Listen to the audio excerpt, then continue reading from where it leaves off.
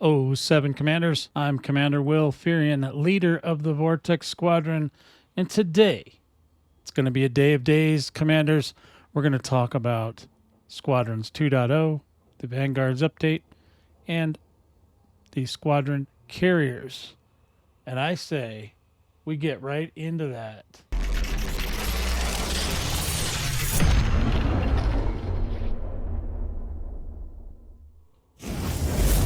Alrighty then. As you know, the latest update came out on Tuesday. The Vanguards update came with the revamped Squadrons system and Squadron fleet carriers, which I've talked about in other videos, but I called it a Vanguard carrier. Now it's basically a Squadron carrier. We have purchased one for the Vortex Squadron. A lot of people pitched in. I appreciate that. That was great. So we have this carrier. It's really big. And I don't know if you haven't seen it yet, but this sucker is really, really big. So if we go to, let's go to carrier management.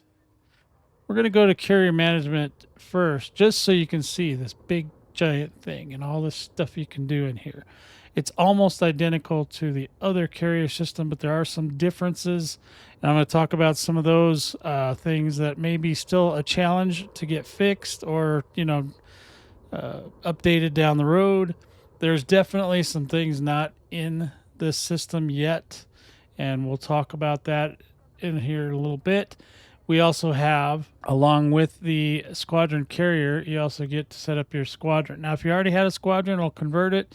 You have to add a little bit of data to it to give it, flesh it out all the way, and then you're good to go. And then you can just go buy your carrier. You got to be careful with the carrier a little bit. It's a little confusing only because when I went to buy one, first of all, I tried to buy it with another account that had full access to everything, the same as the leader. However, it didn't tell me I couldn't buy it, but when I went to buy it, because that account had all the money on it, so I went to buy it. It said okay, and let me buy it, and then it said there was an error. It didn't take my money or anything, so that's cool.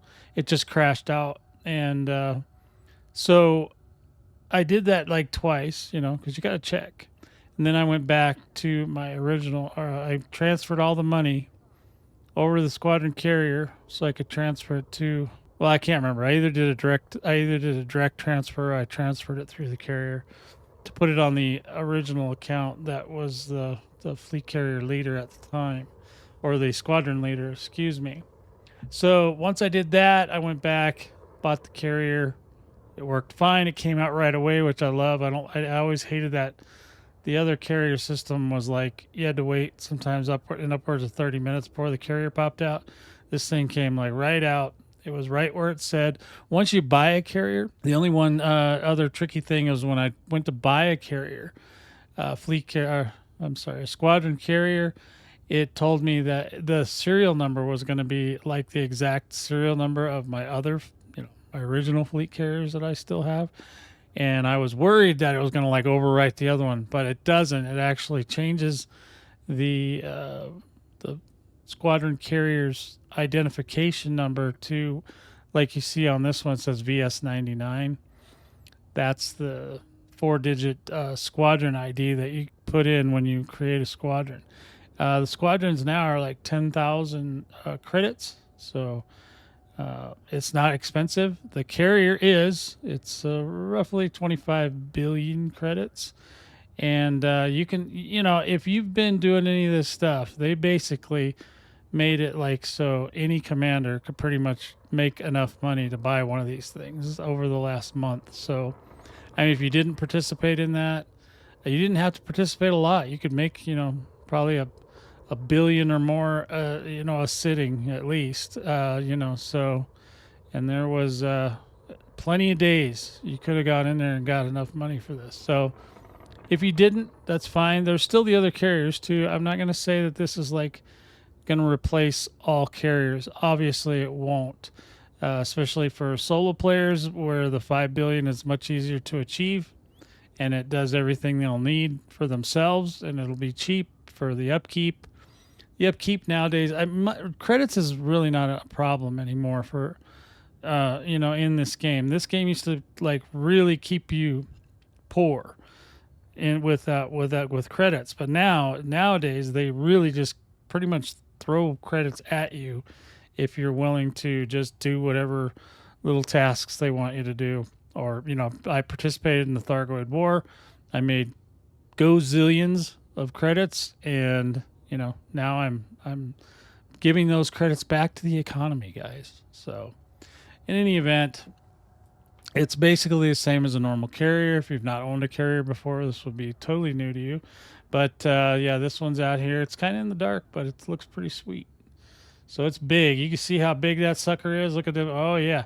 Now here's another one. Here's another rub, guys. So if you've already bought skins and stuff for your original carrier, all those are available to put on your squadron carrier, as long as you are the leader of the squadron. Though has to be the one with all the skins or whatever, the paint jobs, the engine colors, the only thing I'm kind of might miss is if I sell my other carrier, I'd lose out on my nose on my carrier is the hammer nose.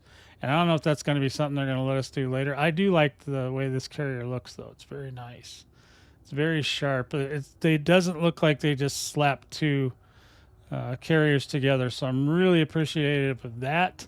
It's got the same kind of stuff. And I'm not going to go over all this, but the biggest thing is probably the squadron bank.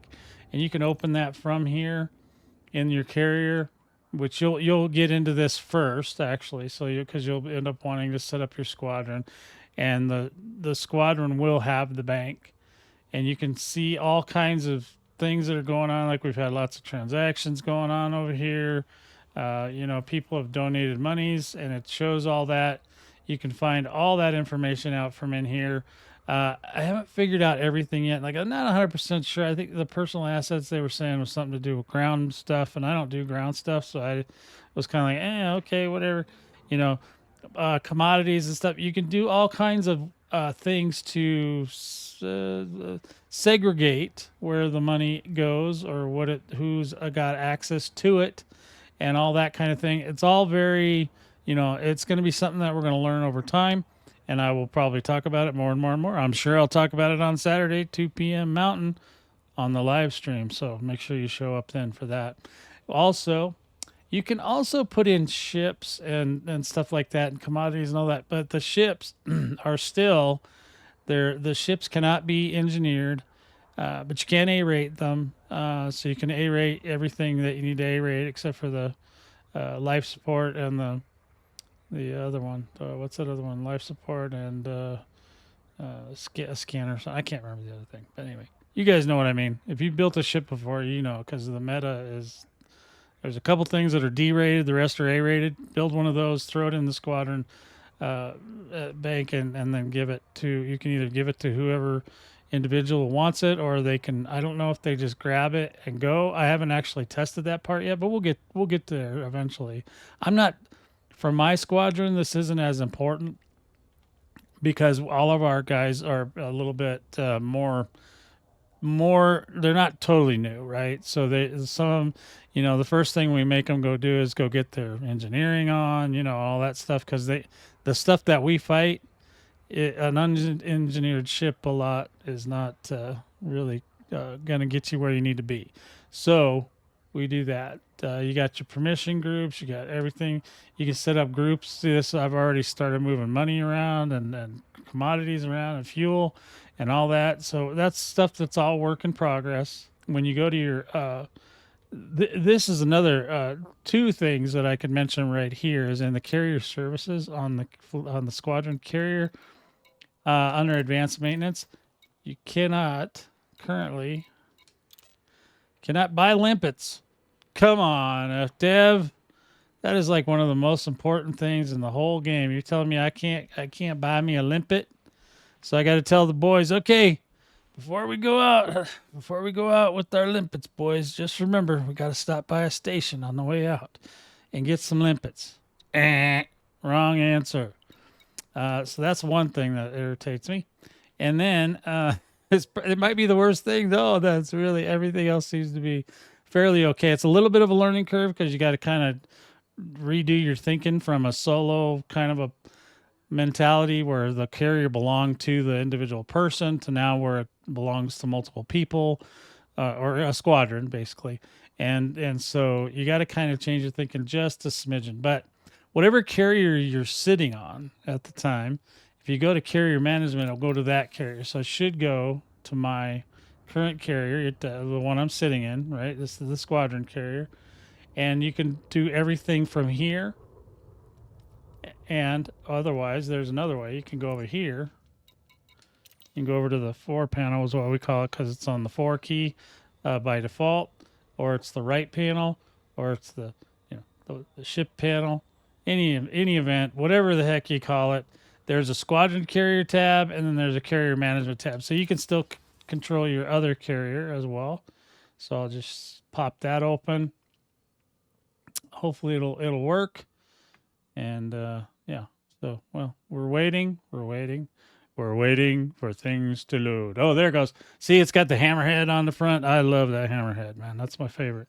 I would miss that if I had to sell this carrier. But anyway, yeah, so you can still navigate that and do everything here with that carrier as well. So you can basically control 2 carriers.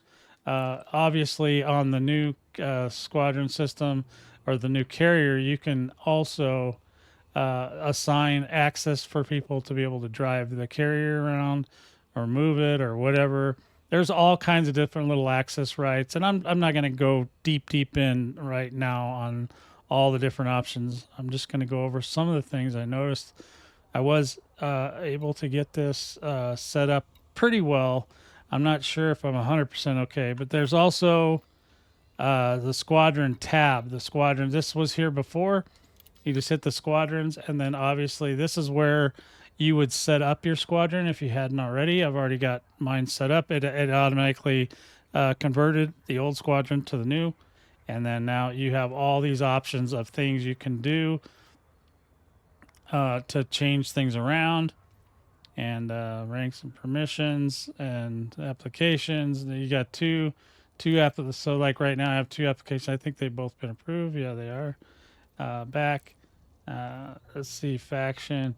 You can set up everything about your squadron here. This is the main thing. So you got your motto, you got your mission statement, stuff like that. I was gonna put in let's see, the Vortex Squadron never sleeps. Never sleeps. Naps are okay. And you save your little changes, and that should take, hopefully. And you got that. So yeah, so you basically can set up what your the Vortex Continuum is a faction a minor faction that we created many years ago, and we just still kind of use it. That's an independent faction. You can follow any faction in the game, whether they're player run or AI, or just built into the game through whatever means. And then, so we've always had one. So we use the Vortex Continuum, and our superpower is you can pick Empire Alliance, Empire Alliance, Federation, or Independent. We've always been independent, so we just do that. And we also support A Living Eat Ball, but you can individually do whatever one you want. But that's the one that the squadron mostly represents. Most of the people in the squadron are A Living Eat Ball. Okay, so now these 2 perks are kind of cool too. Now there's a lot of options for perks, but the ones we like obviously are the 2 we have there. Increased faction influence gains. Okay, so anyway, you can pick any of these things and you can try them all, and you can switch them on the fly, it seems like. But we've got increased colonization delivery profits, which my boys love right now. A lot of them, not all of them, but a lot of them like to colonize. So they're going to get more profits for that, and they really like it. So far, I've heard nothing but good things. Increased faction influence gains. Now that's good for when we do stuff for power play, which comes up, and we will do that. And you can obviously set up your preferences as to what kind of activities you do. This is for other people. It's not necessarily for you. When other people look up your squadron, they can find out exactly, what they want. And if they're looking for a certain kind of, say if they want an anti-Xeno guild or whatever, they can find us that way. And then you tell it what languages. They didn't have bad English. I was going to put that in there, but it doesn't work. I put these two UTCs in there. I'm not sure why I put. Oh, I have them all. I'm not sure why I have them all, but basically, I don't even know what any of this means. I'm actually UTC -7, so I mean, I don't know. I mean, that's the only one we really need. I just put all the time zones in there because we actually have people all over the world, but mostly we all play at roughly the same time. And then you have your squadron browser. Now, this is different. Now, they actually show pictures and stuff like that, but you can still go up to the top up here if you wanted to join Vortex Squadron, say. You could still put in the VS99 and hit your little enter key. But you can filter all this out by, what time of day you play, everything like that. If they have power play or if they do power play, recruitment, all that stuff. Active recruitment. I mean, that's pretty much, why would you look for one that's not recruiting? I don't know. But anyway, so there it is. There's what I set up already. So you could technically pick that. And then there's a button right here that would say join if I was not already joined, but I am. So there you go. And it tells you all the activity, who's been on, doing what. And like when people get achievements, stuff like that, feats, they call them. They put that in there as well, so you can give your boys kudos, or your commanders kudos for whatever they've done. You've got your leaderboards. Leaderboards they have a couple new thing over here. I can't remember which one it was, but black market trade. I don't remember that. But anyway, I think there's some new ones over here on the left, and then it'll tell you who's got what. So it'll tell you who's running the leaderboards. And we typically, the only one we usually mess with is Xeno Defense, but we haven't been out there. We may go out there soon. Maybe this weekend. We don't know. We'll see. We just finished up with 2, not 1, but 2 community goals. So if you participated in those should be over. And I'm assuming at some point today, if not already, that you can go ahead and go over and pick up your rewards if you got any for that. So yeah, but there's just a ton of stuff to unpack here, and we will unpack it. I'm not gonna do a detailed tutorial if you want to talk about it, then join me on Saturday, 2 p.m. Mountain, on the live stream. You can ask me all the questions you want, and we can figure it out together, commanders, because I'd help you. So here's so it's telling me in here like that, Plank here, he did a whole bunch of assignments for Arissa, and then, boy, he's just going crazy, that guy. He did a lot of planking. I think that's got to be a bug. That's a lot. Yeah, he didn't do all that today. So obviously there's some kind of shenanigans going on. I bet you it's because every time he logs in, it probably updates it. So they'll have to fix that. That's got to be a thing. Right along next to the limpets. Okay, we need limpets. Thank you. You can mess with your roster. You can give people, obviously you can set them up with different ranks. I keep it kind of simple, so I only have like 4 or 5 ranks or whatever, and that's all I want. And, but you can see who's all doing what. You can click on them and change things or whatever. You can demote them, promote them. You can edit officer note, kick from squadron, make squadron owner. Ooh, no, don't do that. And then remove. You can, if they're your friend, you can remove them. Boy, they really let you have some power in here. Show position on galaxy map. That's kind of nice. Oh, their position. That's actually really cool. Let's see where he's at. I haven't seen that one. Oh, okay. He's here too. Everybody's here. I think a lot of people are here because they're all out here testing stuff. So they're all touching everything. They're like getting their little hands dirty and messing up my carrier. Now I got to have the cleaning crew come in an extra day. That's going to cost me a fortune. Oh my goodness. But you don't have to pay for everything yourself. Obviously, everybody can donate. I know there's still some bugs because there's some weird things we see every now and then. Nothing of note, but it's just things that are just like, what is that? Why is that like that? And we haven't figured out all the systems yet. But like I said, over time, I'll be talking about this carrier more and more. I'll be talking about the squadron stuff and all that.